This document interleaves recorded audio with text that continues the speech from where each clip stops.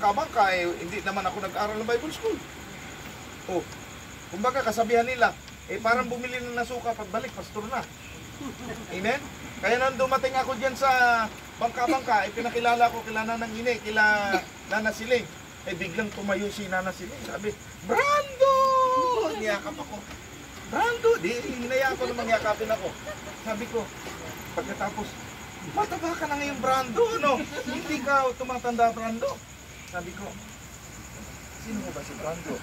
Sino ka ba? Si Sammy ho ako. Akala si Brando, kahawig ko siguro yung bulag doong nag-evangelize sa bangka-bangka. Kasi may bulag ho doon, nag-start na mag-evangelize doon, namimigay ng pandesal sa mga bata. No? Kaya nag-start ang gawain doon. Tapos sunod yung kapatid ni Pastor Abilia, si Annie. Sister Annie, nasa Australia na ngayon. No? So sila ang nag-start yan ng gawain bago sila Pastor John. Tapos sila Pastor John, 2 years lang dyan. Nung 2 years na sila, hindi ko alam kung paano nangyari. Nagpaalam na, umuwi ng bangkal, ako ang itinalit dyan. 1993, ako itinalit dyan sa bangka-bangka. Oh. Kaya ganun po ang history dyan.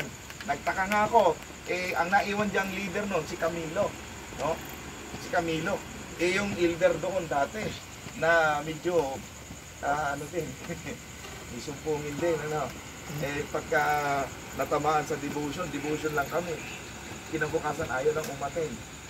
Hindi na ako sinasamahan. Nagtaka ako Tapos hindi na natulog sa church. Dala-dala yung kawayan na katre. Dala-dala doon sa kaya compound ni Tata Carding. Doon siya natulog. Kaya nga kapatid, nagtaka ako, sabi ko, nag-isip ako, bakit ako nilagay dito? Sa bangka-bangkang ito? Yung pala, wala nang umaaten. Wala nang umaaten.